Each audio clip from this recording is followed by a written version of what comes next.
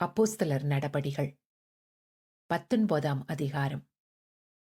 Apollo என்பவன் Corinth பட்டணத்திலே இருக்கையில், பவுல் மேடான தேசங்கள் வழியாய் போய் எபேசுவுக்கு வந்தான். அங்கே சில சீஷரைக் கண்டு, நீங்கள் விசுவாசிகளான போது பரிசுத்த ஆவியை பெற்றீர்களா என்று கேட்டான். அதற்கு அவர்கள், பரிசுத்த ஆவி உண்டென்பதை நாங்கள் கேள்விப்படவே இல்லை என்றார்கள். அப்பொழுது அவன், அப்படியானால் நீங்கள் எந்த ஞானஸ்நானம் பெற்றீர்கள் என்றான். அதற்கு அவர்கள், யோவான் கொடுத்த ஞானஸ்நானம் பெற்றோம் என்றார்கள். அப்பொழுது பவுல், யோவான் தனக்குப் பின் வருகிறவராகிய கிறிஸ்து இயேசுவில் விசுவாசிகளாயிருக்க வேண்டும் என்று ஜனங்களுக்கு சொல்லி, மனம் திரும்புதலுக்கு ஏற்ற ஞானஸ்தானத்தை கொடுத்தானே என்றான். அதை கேட்டபோது அவர்கள் கர்த்தராகிய இயேசுவின் நாமத்தினாலே ஞானஸ்நானம் பெற்றார்கள். அல்லாமலும் பவுல் அவர்கள் மேல் கைகளை வைத்தபோது பரிசுத்த ஆவி அவர்கள் மேல் வந்தார். அப்பொழுது அவர்கள் அந்நிய பாஷைகளை பேசி தீர்க்க தரிசனம் சொன்னார்கள். அந்த மனுஷர் எல்லாரும் ஏறக்குறைய 12 பேராயிருந்தார்கள். பின்பு பவுல் ஜெப ஆலயத்தில் பிரவேசித்து தைரியமாய் பிரசங்கித்து 3 மாதம் அளவும் தேவனுடைய ராஜ்யத்துக்கு அடுத்தவைகளை குறித்து சம்பாஷணை பண்ணி புத்தி சொல்லிக் கொண்டு வந்தான். சிலர் கடினப்பட்டு அவிவிசுவாசிகளாகி கூட்டத்திற்கு முன்பாக இந்த மார்க்கத்தை நிந்தித்த போது அவன் அவர்களை விட்டு விலகி சீஷரை அவர்களிலிருந்து பிரித்து கொண்டு திரென்னு என்னும் ஒருவனுடைய வித்தியாசாலையிலே அனுதினமும் சம்பாஷித்துக் கொண்டு வந்தான். 2 வருஷ காலம் இப்படி நடந்ததினாலே ஆசியாவில் குடியிருந்த யூதரும் கிரேக்கருமாகிய எல்லாரும் கர்த்தராகிய இயேசுவின் வசனத்தை கேட்டார்கள்.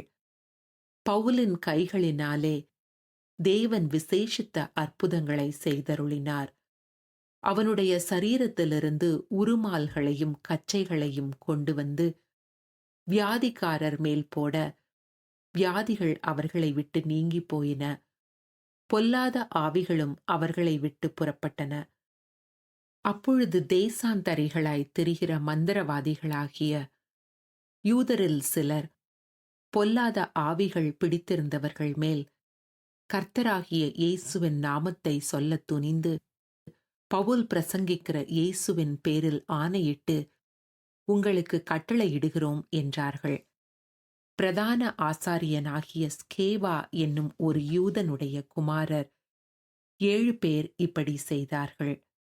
பொல்லாத ஆவி அவர்களை நோக்கி, இயேசுவை அறிவேன், பவுலையும் அறிவேன், நீங்கள் யார் என்று சொல்லி பொல்லாத ஆவியையுடைய மனுஷன் அவர்கள் மேல் பாய்ந்து பலாத்காரம் பண்ணி அவர்களை மேற்கொள்ள அவர்கள் நிர்வாணிகளும் காயப்பட்டவர்களுமாகி அந்த வீட்டை விட்டு ஓடிப்போனார்கள். இது எபேசுவிலே குடியிருந்த யூதர் கிரேக்கர் அனைவருக்கும் தெரிய வந்தபோது அவர்கள் எல்லாரும் பயமடைந்தார்கள். கர்த்தராகிய இயேசுவின் நாமம் மகிமைப்பட்டது. விசுவாசித்தவர்களில் அநேகர் வந்து தங்கள் செய்கைகளை வெளிப்படுத்தி அறிக்கையிட்டார்கள். மாய வித்தைக்காரராயிருந்தவர்களில் அநேகர் தங்கள் புஸ்தகங்களை கொண்டு வந்து எல்லாருக்கும் முன்பாக சுட்டெரித்தார்கள். அவைகளின் கிரயத்தை தொகை பார்த்து 50,000 வெள்ளிக் காசாக கண்டார்கள். இவ்வளவு பலமாய் கர்த்தருடைய வசனம் விருத்தி அடைந்து மேற்கொண்டது.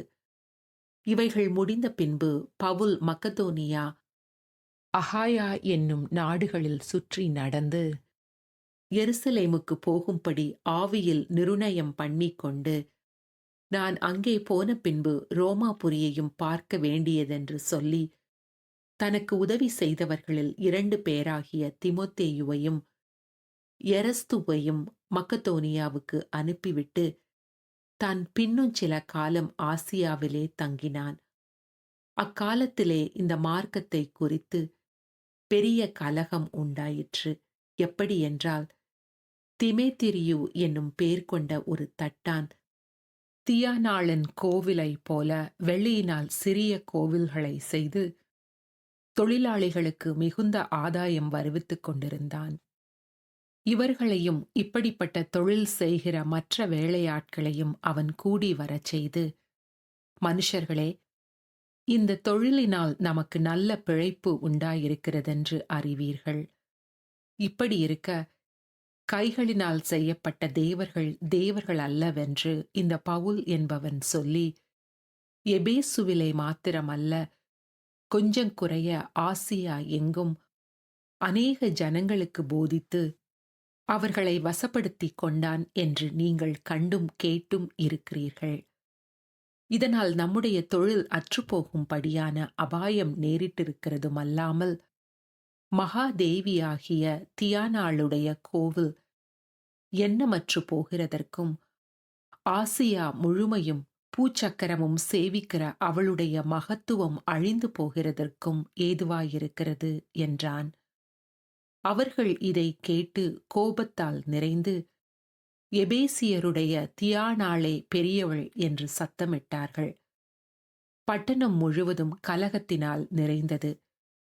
பவுலுக்கு வழித்துணையாய் வந்த மக்கதோனியராகிய காயுவையும் அரிஸ்தர்க்குவையும் அவர்கள் இழுத்துக்கொண்டு ஒருமனப்பட்டு அரங்கசாலைக்கு பாய்ந்தோடினார்கள். பவுல் கூட்டத்துக்குள்ளே போக மனதாயிருந்தபோது சீஷர்கள் அவனை போக விடவில்லை. ஆசியா நாட்டு தலைவரில் அவனுக்கு சிநேகிதராயிருந்த சிலரும் அவனிடத்திற்கு ஆள் அனுப்பி அரங்கசாலைக்குள் போக வேண்டாம் என்று எச்சரித்தார்கள். கூட்டத்தில் அமளியுண்டாகி சிலர் இப்படியும் சிலர் அப்படியுமாக பேசினார்கள். தாங்கள் கூடி வந்த காரணம் இன்னதென்று அநேகருக்கு தெரியாதிருந்தது. அப்பொழுது யூதர்கள் அலெக்சாந்தர் என்பவனை முன்னிற்க தள்ளுகையில் கூட்டத்திலே சிலர் அவனை முன்னே இழுத்து விட்டார்கள். அலெக்சாந்தர் கையமர்த்தி ஜனங்களுக்கு உத்தரவு சொல்ல மனதாயிருந்தான். அவன் யூதனென்று அவர்கள் அறிந்தபோது, எபேசியருடைய தியானாளே பெரியவள் என்று 2 மணி நேரம் அளவும் எல்லாரும் ஏகமாய் சத்தமிட்டுக் கொண்டிருந்தார்கள். பட்டணத்து சம்பிரதியானவன் ஜனங்களை அமர்த்தி, எபேசியரே, எபேசியருடைய பட்டணம் மகாதேவியாகிய தியானாளுக்கும் வானத்திலிருந்து விழுந்த சிலைக்கும் கோவிற் பரிசாரகியாயிருக்கிறதை அறியாதவன் உண்டோ?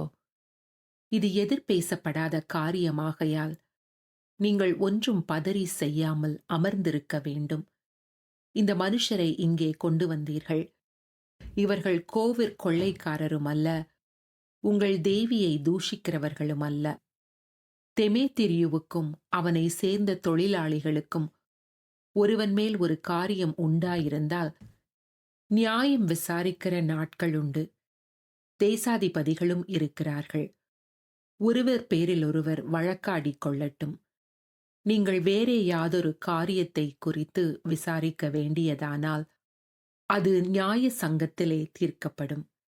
இன்றைக்கு உண்டான கலகத்தை குறித்து நாம் உத்தரவு சொல்லுகிறதற்கு ஏதுவில்லாதபடியால் இந்த கலகத்தை குறித்து நாங்கள் விசாரிக்கப்படும் போது குற்றவாளிகளாயிருக்கிறதற்கு ஏதுவாயிருப்போமே என்று சொல்லி பின்பு கூட்டத்தை அனுப்பிவிட்டான்.